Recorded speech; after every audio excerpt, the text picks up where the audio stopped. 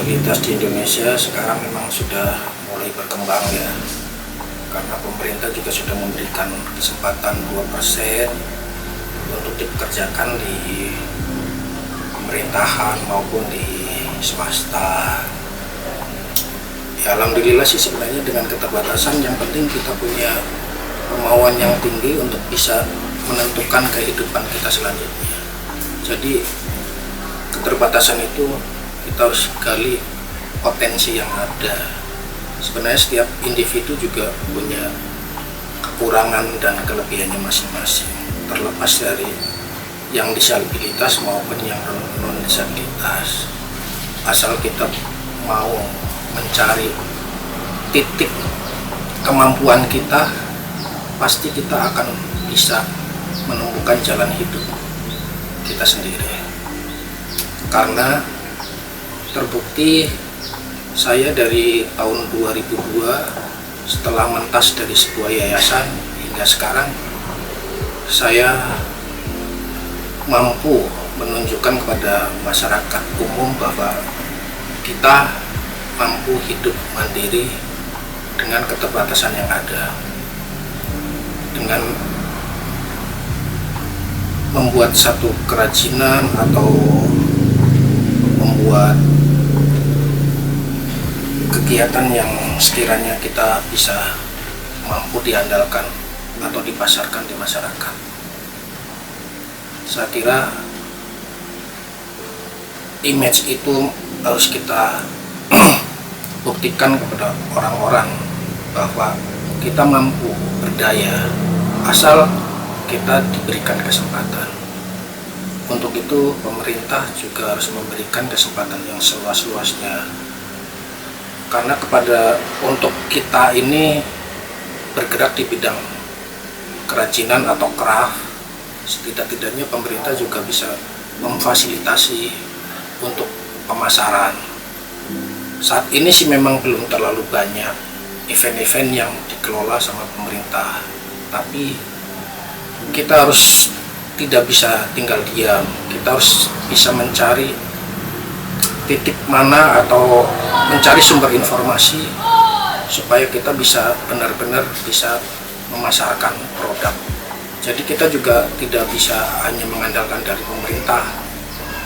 Kita juga harus mau mencari informasi yang bermanfaat untuk pemasaran produk yang kita buat. Sekarang sebenarnya banyak kesempatan, asal kita mau, karena kita juga nggak bisa hanya berfokus kepada pelatihan-pelatihan yang diadakan pemerintah. Apalagi sekarang eranya era digital, kita bisa belajar dari berbagai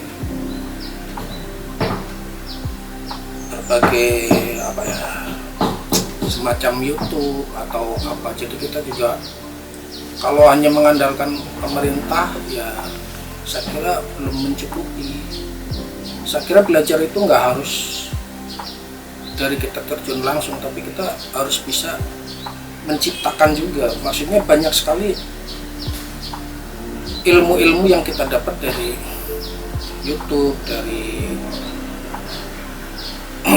informasi digital yang ada. Jadi saya kira memang kemauan kita harus ada.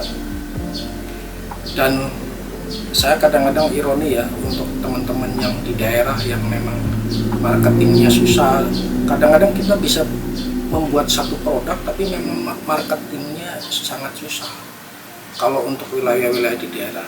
Bahkan saya juga merekrut teman-teman di luar sana untuk menitipkan produk-produk termasuk dari yayasan maupun perorangan. Jadi kita bantu untuk marketingnya. Dan beberapa hari yang lalu juga saya sempat bekerja sama dengan teman di daerah untuk berkolaborasi membuat satu produk. Dan sekarang ini saya juga sedang bekerja sama dengan teman tuli untuk membuat karya batik kontemporer. Dan itu memang saya juga pernah belajar, dan untuk pengembangannya saya memperdalam dan saya melihat contoh-contoh dari YouTube itu sendiri. Sebenarnya sudah lumayan banyak sih, kalau ada seperti helm motif batik, terus kerajinan daur ulang dari koran. Sekarang ini juga ada mesin digital printing, sama yang sedang saya garap ini membuat batik dengan motif kontemporer. Jadi nggak hanya batik yang dianggap orang tuh sudah dianggap tradisional, tapi kita menyasar ke anak-anak milenial, jadi dengan batik sentuhan kontemporer. Jadi nggak monoton harus batik yang terlalu resmi. Kadang-kadang untuk anak-anak milenial sekarang kan maunya juga yang ada sentuhan batik tapi tidak terlalu monoton batik resmi gitu. Ya alhamdulillah saya sudah sekarang punya link untuk marketing. Kita memang kebetulan produk kita karena craft itu kebanyakan yang suka dengan produk-produk itu adalah orang-orang asing yang ada di Indonesia. Kebetulan saya juga ada link di organisasi orang-orang asing seperti American Women Association, British Women Association, dan lain-lain untuk memasarkannya. Kalau kendala sih jelas ada, karena dengan keterbatasan saya sebagai pengguna kursi roda, tapi kita maksimalkan tenaga yang ada dan kemampuan yang ada. Saya kira asal kita punya kemampuan yang tinggi, kendala apapun bisa kita lewati. Kalau harapan ke pemerintah ya jelas lah, maksudnya harus bisa memberikan wadah produk-produk teman-teman disabilitas bisa ikut dipasarkan, karena selama ini kan memang event-event untuk pemerintah itu memang minim sekali. Jadi saya kira harapan terbesar untuk pemerintah bagi kami kaum disabilitas, pelaku UMKM, jelas wadah untuk pemasaran.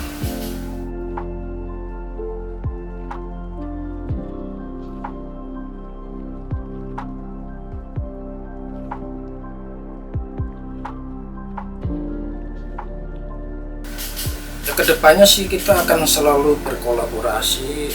Kita juga sebenarnya ingin juga memberdayakan teman-teman sesuai dengan kemampuan dan kapasitas yang ada dalam diri saya. Dalam artian walaupun kita tidak bisa bekerja sama untuk membuat satu produk, tapi minimal teman-teman yang di luar di Jakarta bisa menitipkan produk-produknya ke saya dan akan saya bantu untuk pemasarannya. Dalam Pilpres 2024 harapannya ya harus bisa merangkul, harus bisa memberdayakan, harus bisa menjembatani teman-teman disabilitas, khususnya mungkin di wilayah daerah-daerah tertentu. Karena kalau di Jakarta sendiri sih sudah lumayan banyak aksesibilitas untuk kaum disabilitas. Karena saya beberapa hari lalu pernah men-share mencari teman untuk bekerja sama, dan kriterianya memang karena saya disabilitas pengguna kursi roda, saya mengharapkan yang disabilitas ringan. Dan setelah saya share itu banyak sekali teman-teman di daerah, di Sumatera, di berbagai wilayah di daerah seperti di Sulawesi, Manado, dan yang lain-lainnya memang sangat sekali dia membutuhkan pekerjaan. Artinya memang teman-teman di daerah sana sangat membutuhkan banget pekerjaan, cuman kapasitas kemampuan saya terbatas sehingga saya tidak mampu membantu mereka. Untuk itu saya berharap untuk paslon lebih diperhatikan lagi teman-teman disabilitas di daerah, khususnya di daerah yang terpencil.